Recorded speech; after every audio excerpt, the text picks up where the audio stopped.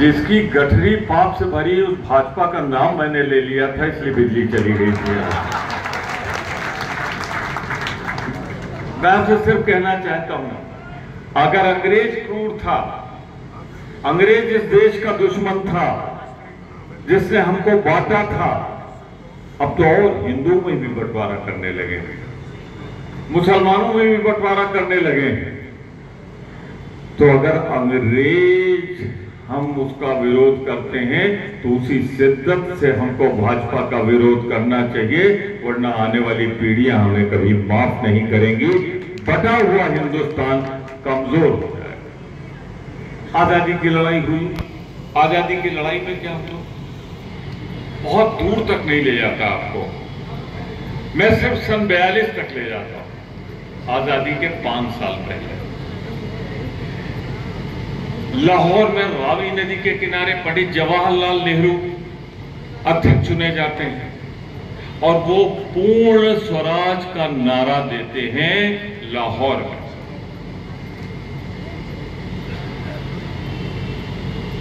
कांग्रेस सारे नेता बंद हो जाते हैं।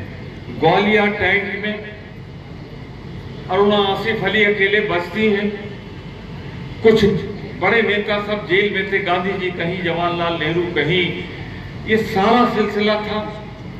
उस समय नारा क्या दिया गया था मालूम है? मुंबई में ग्वालियर टैंक में, अंग्रेजों भारत, मैं बात कह रहा हूं, दोहरा सकता हूं, समझ लो। अंग्रेजों भारत छोड़ो का नारा कौन दे रहा था? भारतीय राष्ट्रीय कांग्रेस तिरंगे वाली पार्टी। और भाजपा तो तब थी नहीं, इनकी मात्र संगठन क्या नारा दे रहा था? एक तरफ था अंग्रेजों भारत छोड़ो, दूसरी तरफ था अंग्रेजों की फौज में भर्ती हो जाओ। क्या इससे भी बड़ा देशद्रोही कोई काम हो सकता है? और यह मौखिक नहीं है कि पलट जाएं, लिखित इन्होंने कहा था कि भारत जो उस समय जो कांग्रेस आंदोलन कर रही थी उसमें ये इन्होंने कहा अंग्रेजों की फौज में भर्ती हो जाओ। आप देखिए ना इनका सिलसिलेवार। अब आगे आइए, देश आजाद हुआ 47 में। पंडित जवाहरलाल नेहरू, राजेंद्र प्रसाद ने कहा कि हम अंग्रेजों के संविधान से क्यों चले, उनके बनाए कानून से क्यों चले? हमने अपना नया संविधान बनाया और संविधान बनाने की जिम्मेदारी किसको सौंपी? क्षमा करिएगा, हिंदुओं में उस समय जिसे गांधी जी ने, आज कह दूं तो आज कानूनन जुर्म है, आज के अनुसूचित जात को उसके एक होनहार विद्वान डॉक्टर भीमराव अंबेडकर को बना दिया कमेटी का अध्यक्ष। विद 50वां संविधान बन गया।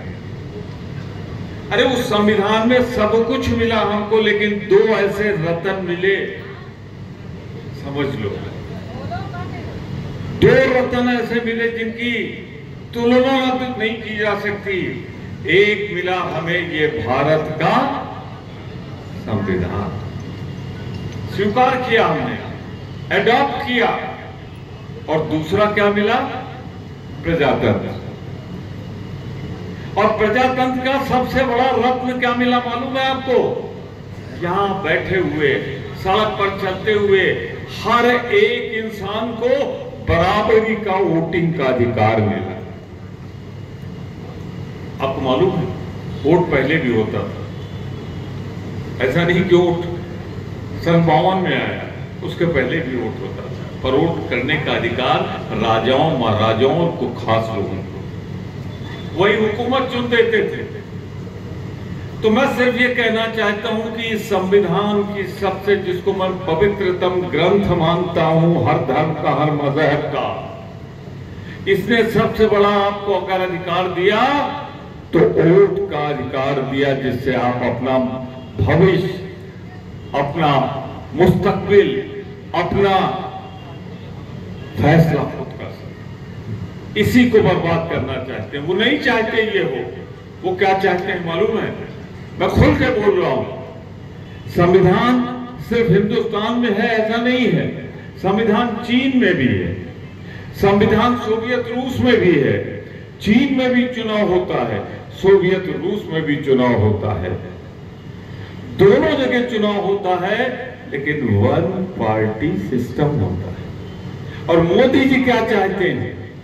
इस संविधान को खत्म करो। उनके 4 नेताओं ने चुनाव के पहले कहा था, और खुद मैं बैठा था मेरे सामने, मोदी जी ने कहा था अब की बार 400 क्यों कहा? 2/3 बहुमत चाहिए थे, और 400 पे ही 2/3 बहुमत होता था। तो वो 2/3 बहुमत इसलिए नहीं मांग रहे थे सरकार बनाए। सरकार तो बनी ही थी, दोनों बार तीनों बार कम बहुमत से सरकार तो थी। वो इसको बदलना चाहते, पर उन्हें नहीं मालूम हर युग में कोई पैदा होता है, और जो पैदा होता है वो तुम्हें रोक देता है। आज के इस युग में कोई पैदा हुआ है तो उसका नाम है राहुल गांधी। राहुल गांधी इस संविधान को बचाने के लिए निकल पड़ा है, और जो राहुल गांधी का साथ नहीं देंगे वो इस देश की दूसरी गुलामी के सबसे बड़े पैरोकार होंगे। उन्हें आने वाली पीढ़ियां कभी माफ। अरे इसी संविधान के आर्टिकल 14 को पढ़ो, आर्टिकल 15 को पढ़ो। इसी में तो सबको बराबर का अधिकार दिया गया है। इसी में तो कहा गया है आपके मौलिक अधिकारों के बारे में। पढ़िए 25 से 30 तक। मैं बहुत विस्तार में नहीं जाना चाहता। आज मोदी क्या चाहता है मालूम आपको? आज भाजपा क्या चाहती है? आज भाजपा चाहती है, आप देखिए ना, उसमें हमारा किसी पे कोई कसूर नहीं, किसी पे इल्जाम नहीं लगाता। पर एक बात कहना चाहता हूं, आपको ये हुस्न इत्तेफाक नहीं लगता कि एक तरफ संविधान बदलने की बात होती, 400 पार की नारा होती है, और उसी के ठीक पहले एक चुनाव, एक देश, एक चुनाव के लिए समिति गठित हो जाती। बहुत दूर की बात और बहुत गहरी बात मैंने कही। अगर आप सब लेंगे, दोनों में समानता है। इधर 400 का नारा, उधर एक देश एक चुनाव। आज एक देश एक चुनाव है, कल हो जाएगा एक पार्टी एक चुनाव, और फिर हो जाएगा एक नेता एक चुनाव। अरे हम मर जाएंगे, कट जाएंगे, लेकिन इस देश के संविधान को बदलने नहीं देंगे, सबके अधिकारों को छीनने नहीं देंगे। इस पर घंटों बोल सकता हूं, लेकिन मैं बहुत लंबा भाषण देके आपको कंफ्यूज नहीं करना चाहता। आपसे कहना चाहता हूं, आप कांग्रेस पे दया मत करिए, आप किसी पार्टी पे दया मत करिए, पर अपनी आने वाली पीढ़ियों के हक और हुकूक को बचाने के लिए एक बार राहुल गांधी के हाथों में सत्ता सौंप दीजिए। ये संविधान हम क्यों बचाना चाहते हैं मालूम? बराबरी के हक के लिए, धर्म के नाम पर, जात के नाम पर, दौलत के नाम पर, व्यक्ति के नाम पर। और अगर ये नहीं रहा तो याद रखना, देश भी एक नहीं रहेगा। देश को अगर एक रखना है तो हिंदू मुसलमान सिख ईसाई सबको एक रखना है, और जो हिंदू मुस्लिम सिख ईसाई को एक नहीं रख रहा है, मान लो वो देशद्रोह कर रहा है, और वो देशद्रोही कौन है आप लोग अच्छी तरह जानते हैं। मैं संविधान के साथ साथ क्योंकि कानपुर में हूं, तो एक विषय पर और बोलना चाहता हूं। अध्यक्ष जी, सतवेदी साहब, आपकी इजाजत से। यहां कानपुर, मैंने कहा, स्वतंत्रता संग्राम में सबसे आगे रहता है, और इसीलिए 15 अगस्त 26 जनवरी जितनी शिद्दत के साथ कानपुर में मोहल्ले मोहल्ले मनाई जाती है, देश के किसी जिले में, किसी शहर में नहीं मनाई जाती। ये यहां होता है। पहलगाम में क्या होता है? कत्लेआम। उसी के ऊपर एक घाटी है। सर्वदलीय समिति में क्या कहते हैं मालूम है गृह मंत्री जी और गृह मंत्रालय? कि हाँ, हमसे चूक हुई। गृह मंत्रालय कहता है हमें नहीं मालूम था कि वहां लोग जा रहे भरवन घाटी में। आपको तो नहीं मालूम था भारत सरकार को, लेकिन आतंकवादियों को मालूम था कि वहां लोग आते हैं। गृह मंत्री जी, वहां प्रदेश सरकार के हाथ में कानून व्यवस्था नहीं, क्योंकि वो केंद्र शासित राज्य है। कानून व्यवस्था तो मोदी जी आपके हाथ में है। अगर वहां ये 26 मासूम मारे गए हैं तो इनका कातिल अगर कोई है तो गृह मंत्रालय है। गृह मंत्री जी, आपकी जिम्मेदारी बनती है, आप इस्तीफा दो या बर्खास्त किया जाना चाहिए अमित साहब। हमारी बेटी का दर्द जो होगा, बहुतों ने, आप लोगों ने साझा किया होगा, मैं भी गया था राहुल जी के साथ। वो वीरांगना है, विधवा कहने में मुझे संकोच हो रहा है, शहीद की पत्नी है, पर उस शहीद की पत्नी के लिए भारतीय जनता पार्टी का हरियाणा का सांसद रामचंद्र जहांगरा बोलता है कि कायर है, बुज़दिल है। वो कहता है जो महिलाएं थी, अगर ये भिड़ जाती है आतंकवादियों से तो बच जाते हैं। क्या इससे जलील, क्या इससे शर्मनाक शहीद की पत्नियों के लिए और कोई बात हो सकती है? अरे अगर पहलगाम हुआ भारतीय जनता पार्टी, तो हमें इल्जाम लगाना है, और बहुत खुला इल्जाम मैं लगाता हूं, ये पहलगाम के लिए भारतीय जनता पार्टी, तुम्हारी सरकार जिम्मेदार है। इन हत्याओं के लिए भगवान भी कभी तुम्हें माफ नहीं करेगा। क्यों हुई, कैसे हुई, ये तो इतिहास बताएगा। मैं आज कह के कुछ नहीं कहना चाहता, आज तो इतना ही कहूंगा कि कांग्रेस पार्टी का पूरा समर्थन सेना के साथ है, सरकार के साथ है, आतंकवाद से लड़ने के लिए। अब आगे चलिए, युद्ध होता है।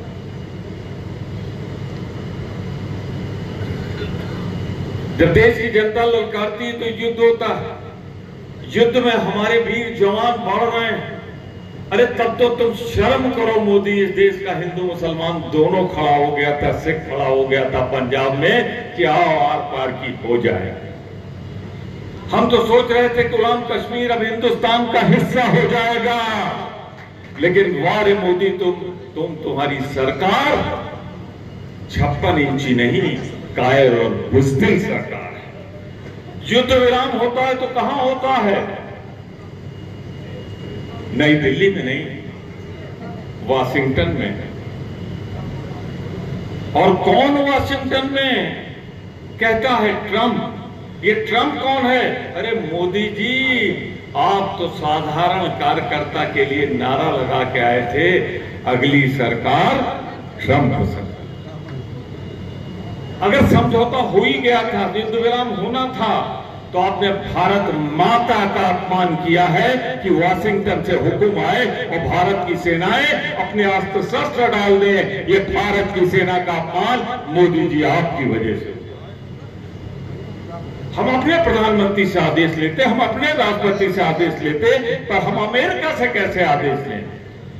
और मुखबरी तुम्हारे खून में है, विश्वासघात तुम्हारे खून में है। जब देश की आजादी की लड़ाई सन 42 में लड़ी जा रही थी, तब तुम अंग्रेजों की मुखबिरी कर रहे थे। तुम्हारा मातृ संगठन लिख कर दे रहे थे हम अंग्रेजों की फौज में भर्ती होना चाहिए, और इस बार तुम्हारा विदेश मंत्री कह रहा है कि हम हमला करने जा रहे हैं, सिर्फ आतंकवादियों के केंद्र पे करेंगे, सैन्य ठिकानों पे नहीं करेंगे, सिविलियंस पे नहीं करेंगे। अरे आज तक मैंने ऐसा कोई युद्ध नहीं देखा जहां देश का कोई मुखबिर और गद्दार उसको बता न दे कि हम हमला करने वाले हैं, और जो बता दे वो मुखबिर है और गद्दार। और बोलता कौन है? विदेश मंत्री। और अब हमको दिखा रहे हैं 1991 का कि उसमें है कि अगर सैन्य हलचल होगी, मूवमेंट होगा तो हम बता देंगे। अरे बड़ी मुश्किल से रोक रहा हूं जो शब्द निकलने वाला था। अरे मुखबिरों, देश के गद्दारों, वो शांत काल के लिए था, युद्ध काल के लिए नहीं था। नतीजा हुआ उस मुखबिरी का, आतंकवादी ठिकाने तो नष्ट हो गए, पर आतंकवादी हाफिज सही कोई नहीं मारा गया। सारे बड़े आतंकवादी भाग निकले। मोदी जी, मैं आपका भाषण सुना दूं आपको। लोकसभा में, राज्यसभा में आपने बोला था कि वहां की आतंकवादी गतिविधियां सेना और पाकिस्तान की सरकार संचालित करती है। अगर पाकिस्तान की सरकार संचालित करती है तो आक्रमण के पहले तुमने क्यों बताया? न बताते तो अब भी नहीं मान रहे, न बताते तो अब भी तुम झूठ बोल रहे हो। जो कुछ हमारे यहां हुआ मैं यही चुप्पी साध लेता हूं, उसके जिम्मेदार ये मुखबिरी है, ये गद्दारी है। और सच पूछे अगर तो उस समय मुझे सबसे ज्यादा कौन याद आया मालूम है? इंदिरा गांधी। काश ऐसे हालात होते, हमारी इंदिरा गांधी होती, सेना के कदम बढ़ रहे होते, अरे हमने चीर कर दो टुकड़े करके बांग्लादेश बना दिया था और तुम 3 दिन नहीं झेल पाए। मैं सिर्फ इतना कहना चाहता हूं, इस देश को बचाना है, अगर इस देश की एकता और अखंडता को बचाना है, इसके संविधान को बचाना है, तो भाजपा को हटाना पड़ेगा। क्योंकि जो तीसरी बात मैं कह रहा हूं वो बड़ी महत्वपूर्ण है। आप मालूम 240 है ये, और पहले और दूसरे राउंड का 11 दिन बाद इलेक्शन कमीशन ने बताया था कितना वोट पड़ा। 11 दिन लग गया था, जबकि सामान्यतः 2 घंटे, 3 घंटे, 4 घंटे लगे। और उसमें कितना वोट बढ़ाया था मालूम? 6 करोड़। और अगर वही 6 करोड़ वोट न बढ़े होते तो आज इंडिया गठबंधन की सरकार इस देश में होती। ये चोरी की सरकार है, बेईमानी की सरकार है, भ्रष्ट तरीके की सरकार है, वरना जनता का आदेश तो इंडिया गठबंधन की। सबक सीखना चाहिए, धैर्य रखना चाहिए। अगर कानपुर की धरती में बोल रहा हूं, अगर आपको अपने पूर्वजों का कर्ज चुकाना है तो इस संविधान को बचा लो। ये संविधान बचा लोगे, इसमें आर्टिकल 14, 15 बचा लोगे, 51 बचा लोगे, 25 30 से लेकर 30 तक बचा लोगे, तो हमारा हिंदुस्तान बच जाएगा। कभी बटेगा नहीं, कभी टूटेगा नहीं, कभी गुलाम नहीं होगा। मैं इन शब्दों के साथ आप सभी से हाथ उठाकर कहना चाहता हूं कि आप बताएं, आप इस संविधान को बचाना चाहते हैं या नहीं? दोनों हाथ उठाइए।